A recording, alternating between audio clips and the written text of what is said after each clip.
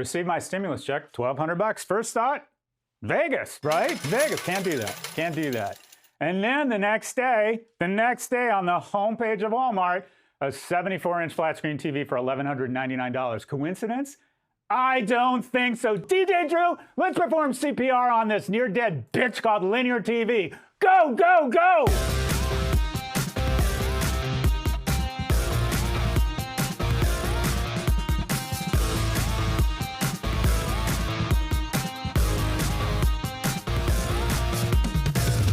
This is No Mercy, No Malice. I'm Scott Galloway, professor of marketing at NYU Stern School of Business. And let's start with our rant. An unlock. That's an ability to see things differently, to look at assets and approach them from a different way, apply new strategies, and experience a tremendous accretion in stakeholder value. The mold on cheese becomes an antibiotic that saves millions of people. Vaccines, where we take a reduced microbe in order to alert the immunity system so it can fight back harder against the real thing. What have been the biggest unlocks in the history of business? First, when everyone was zigging, Steve Jobs decides to zag and go into a dying medium called stores. And since opening its first store in 2001, Apple has added, get this, over $1.3 trillion to its market capitalization. That's the equivalent of the entire Australian economy, 15 times the value of Starbucks, and the combined value of Disney, Nike, Walmart, Home Depot, Coca-Cola, McDonald's, and Starbucks. If you'd invested $15,000 in Apple stock when they opened their first store in May of 2001, you'd have over $3 million today. That's almost a 220-fold return on your capital. The second great unlock, Amazon's launch of Prime in 2005, adding $1.1 trillion to the Seattle firm's market capitalization. By launching Prime, Amazon put a ring on it, if you will, and an estimated 82% of American households have an established monogamous relationship with the Seattle firm for consumer goods. When we say monogamous, we mean a recurring revenue relationship as opposed to a transactional business where businesses have to constantly put on their best new red dress and say, hey, come into my store again. Companies that manage a monogamous recurring revenue relationship trade at a multiple of revenues versus a multiple of EBITDA for the companies that are serially dating their consumer base. Let's put that 82% of US households in context. 44% of Americans own a gun, 51% attend church monthly. I think these are the same people. 55% voted in the 2016 election, 78% of Americans decorate a Christmas tree, but 82% of American households have Amazon Prime accounts. The third big unlock, Walmart's click and collect. Genius. Walmart's response to Amazon's delivery network was to leverage their best asset, or put another way, to look at what everyone else was seeing as liabilities, stores, and recognize them as assets. Their stores redefined the word convenience to millions of consumers and resulted in an unbelievable unlock in the form of click and collect. What we have at Walmart is organic grocery that people love, and then an in-store experience that isn't great. So you take out this and offer people the grocery by bombing into these parking lots or these well-lit, well-staffed warehouses, 5,500 of them around the world, and boom, you reduce costs, you increase shareholder value, and it's a disco party for shareholders. And the fourth unlock happened a couple weeks ago and is the most underreported story in business. When Jeff Bezos suggested at the outset of his earnings calls that his shareholders take a seat. Specifically, Jeff Bezos told them that the $4 billion shareholders were expecting in profits that quarter were going to be reinvested in the next big unlock. Two things specifically: the vaccination of his entire supply chain, and two, entry into what may be the biggest new consumer market in business history, testing for COVID-19. Let's look at the math. There are 210 million adult Americans. Let's assume a test is $40. That translates to $8.5 billion, and it gets better than that. Let's assume we all need testing once a month. That's just over $100 billion market, and the Seattle behemoth is best positioned to capture that revenue. Imagine it as a benefit of Prime. The other big unlock, the world's first vaccinated supply chain. Mind blown through new protocols, distancing, additional compensation for workers in the warehouse. Any consumer, vendor, partner that wants a near COVID-free product can turn to one supply chain and one only. Who has the leadership and the capital to do this? One firm, Amazon. Who else could do it? Potentially Walmart, but wait, they don't own the last mile delivery. Wait, could FedEx do this? No, they don't own the front end. Amazon is the only firm in the world with the leadership, the capital, and a vertical supply chain to offer the Earth's first vaccinated supply chain. Let's get to today's guest lecturer. Aswath Damodaran is known as the Dean of Valuation, one of maybe a handful of people whose comments can actually move markets. He's also my colleague at NYU Stern School of Business, where he is professor of finance and has been voted Professor of the Year by the graduating MBA class 5 times during his career at NYU. Not jealous of that, not jealous that it's never happened to the dog. That's okay. I'm happy for him. Aswath, where do we find you? I am in San Diego. I'm looking out right at the beach right now. So it's as nice a place to be trapped in your house as anywhere in the world. So let's turn to the markets. So you've said oftentimes the markets are just a reflection of who we are. You believe that who we are right now, looking forward, that the market should be potentially higher than they were January 1. It just feels as a multiple of EBITDA, as a multiple of sales. We're back to almost 1999 levels. Isn't this a frightening place to be? The market's very good at pricing incremental information. What markets are not good at is aggregating fundamental information and asking, are we overreaching? Because the way markets are moving, it's almost like they expect a bounce back to happen right after you open the doors. People are going to run out to restaurants and hotels. And I think that might be a little too optimistic, but that's my view. It's in a sense a reflection, I think, of at least a collective sense, at least that things might not be as bad as we think they are, but who knows? I think ultimately markets are pricing where we will be in 4 or 5 years rather than where we are today. But there's going to be a lot of rocky passages along the way that they're not pricing in. Let's talk about 2 specific sectors. Big tech, which had almost just a blip or barely even a speed bump and is now back to near all-time highs, in the case of Amazon at an all-time high. And then let's talk about the cruise industry, which seems to be rallying off of bottoms. Big tech and the hospitality industry. Do you see one as being under or overvalued? I can see why big tech is being priced up, because there is a very good case to be made that coming out of this crisis, big tech is going to be stronger than it was going in, because its competition is going to get wiped out. And it's going to be able to buy smaller, weaker companies at a bargain price. I don't know whether Amazon's going to buy AMC. That doesn't make any sense to me, or whether Uber will end up buying Grubhub. But you're going to see consolidation in this business, simply because the smaller companies can't keep going in this space. So I think the big tech going up makes sense. I don't understand the cruise line companies coming back, to be quite honest. I cannot visualize a world where I get on a ship and get out in the middle of the ocean. But I guess there are some people who might be willing to do it. But if you ask me what I thought Royal Caribbean is worth, I would say it's worth nothing.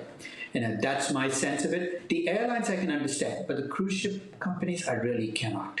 Those people are called senior citizens, Aswath. There seems to be a lot of, as there always is, a lot of dialogue around potentially moving to these safe havens of precious metals and Bitcoin. What do you think of these, I don't know what you would call them, they're the traditional alternative assets. So Bitcoin and metals. Well, gold is up about 8% since February 14th, which is, I guess, good news. But if you're a gold investor, this is the type of crisis where people are supposed to flee because they don't trust governments and currencies in gold. That hasn't happened.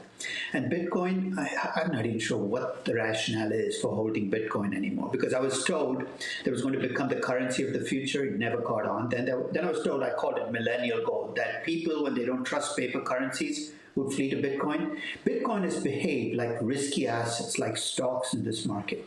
So if you're going to invest or trade Bitcoin, don't do it because you think it's going to be a safe haven. It's clearly not behaved like that during this crisis. Talk about geographies as asset classes. Do you favor one region over the other? Is Asia stronger right now than Europe or the US? One of the most unfair things about crises is the crisis can be in a developed market, but emerging markets feel the pain. The worst hit markets in this crisis are Latin America, Africa, and parts of Asia. China, in fact, has been pretty exempt from this crisis, which is ironic if you think about the fact that that this virus started at least 4 or 5 weeks hitting markets in China than the rest of the world. And if you're a 25 to 45-year-old family just starting to get some momentum around investing, does this pandemic or should this pandemic shift your investment strategy philosophy at all? So if I'm advising a 25 to 45-year-old, I'd say turn off CNBC. Set aside money. Don't do anything crazy. Don't go into stocks on a particular day. Spread it out over time. But essentially, don't don't do things that you wouldn't have done during regular times just because you believe in a crisis. I think it's best to accept that nobody knows what's going to happen, that you've essentially got to do what's best for yourself based on your philosophy, and stay on a course that doesn't veer off every couple of days just because of what the market did. Yeah, you mentioned the last time we spoke about a sleep test. Can you speak to that? So my sleep test doesn't mean that everybody should be in stocks or out of stocks. It depends on you, how risk averse you are, how old you are, what your portfolio looks like, how much you need liquidity, and how secure your job is. So those things all play into the sleep test, which is one reason one size doesn't fit all. What's right for me and what's right for my neighbor are going to be two very different pathways. Professor Aswath Damodaran, the Dean of Valuation, sheltering in place in San Diego. I mean this sincerely, even more so than usual. I look forward to seeing you back on campus, Aswath. Stay well. Take care, Scott. Coming up next, our winners and losers. See where Jeffrey Katzenberg and Grubhub landed this week. Plus, media and trend expert Joanna Coles makes a drive-by fruiting. That's all next on No Mercy, No Malice. You're welcome.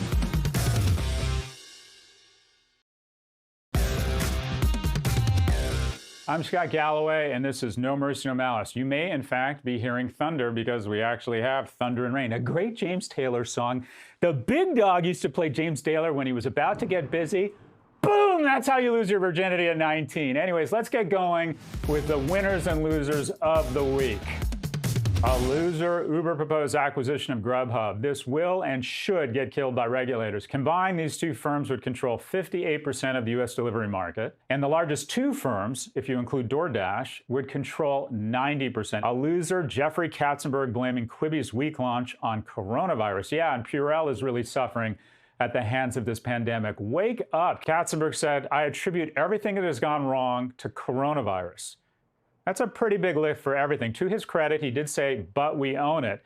However, the culprit here is a flawed strategy. When they launched this idea or announced it 2.5 years ago, it was $1.5 billion, which seemed like a lot of money, but they've shown up with a squirt gun to a howitzer fight. They are pissing in the wind, and it is not working. Quibi, a continued loser, dead on arrival, sold for scrap within the next 12 months. A winner, this dad who dresses up him and his daughter to add some fun to their lives during the pandemic.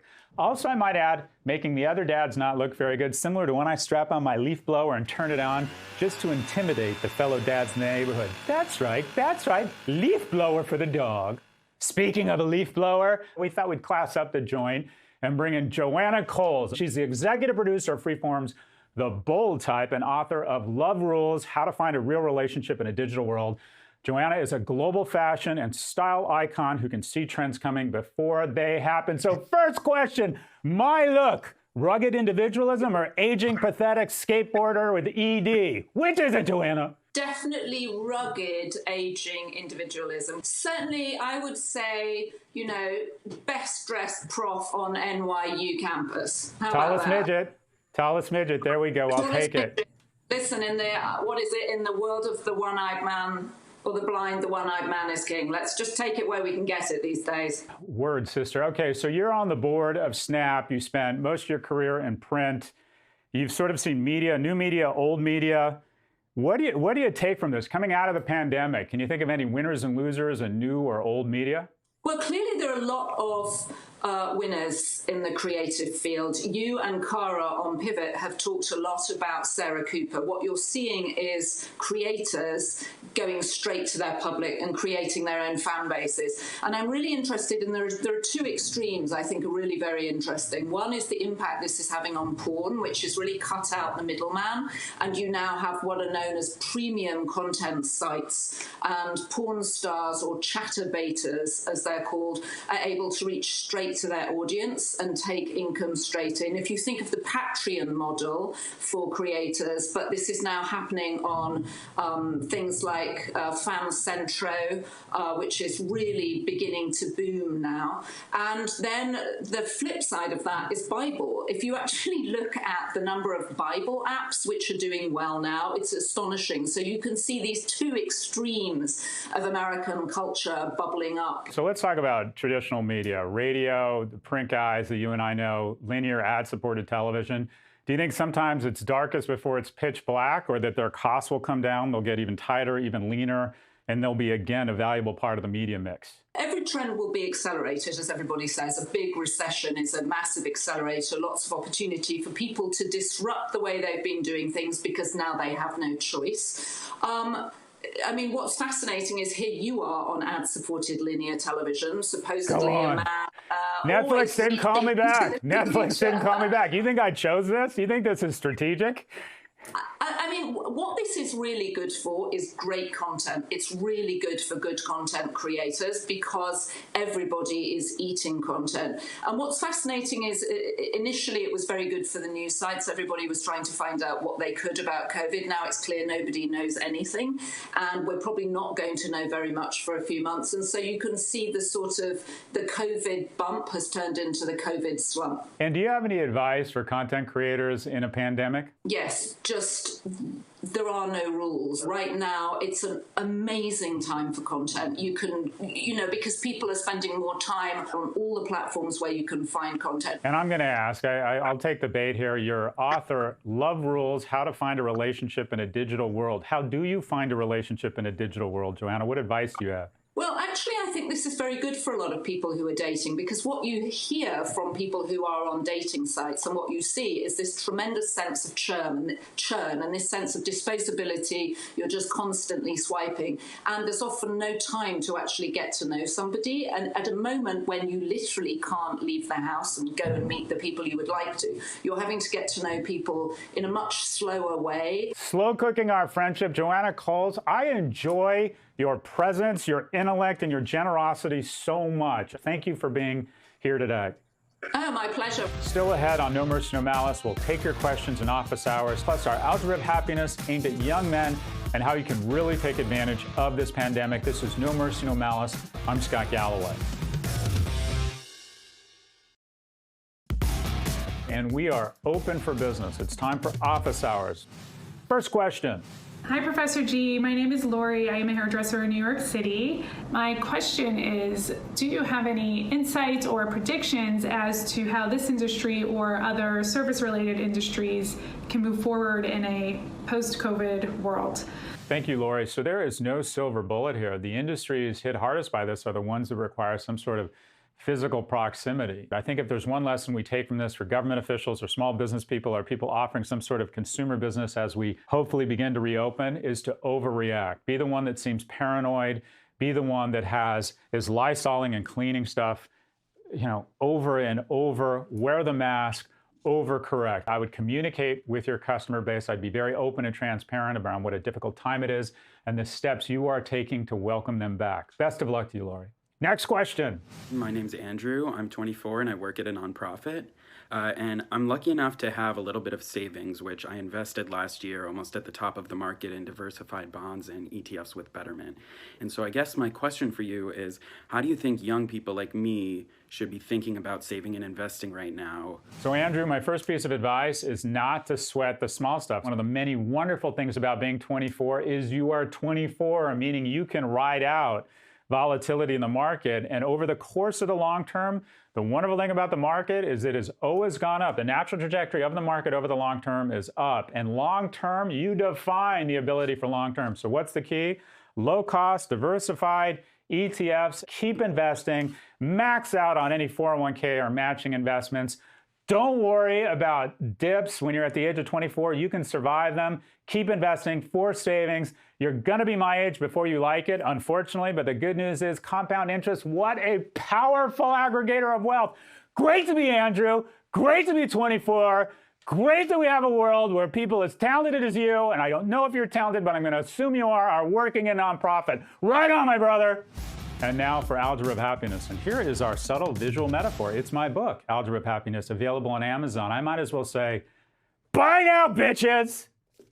I think that worked. Anyways, Algebra of Happiness, or our attempt for me to virtue signal like there is no tomorrow. We got our ratings back here at No Mercy, No Malice. And the good news is we are doing well, even really well. The interesting thing is that 80% of our viewers are men. And also, as of today, we have one of the youngest viewerships in all of linear cable television. So we have our mission. Our mission, simply put, is we would like you to be better men. Or more specifically, we'd like all of us to be better men. There is an opportunity presented in this pandemic, and that is to lap the competition professionally. That is a meaningful opportunity. But the profound opportunity presented to all of us is the repair and strengthening of the key relationships in our lives. We want you to ask or answer 3 questions. 1, do you have the relationship with your parents and siblings that you want? If you were separated from them because of health concerns, is your relationship where you would want it to be? Are you showing the appreciation and affection commensurate with what is the most important relationship in your life, the relationship with your spouse and partner? And finally, have you let friendships wane because of perceived slights or competitiveness?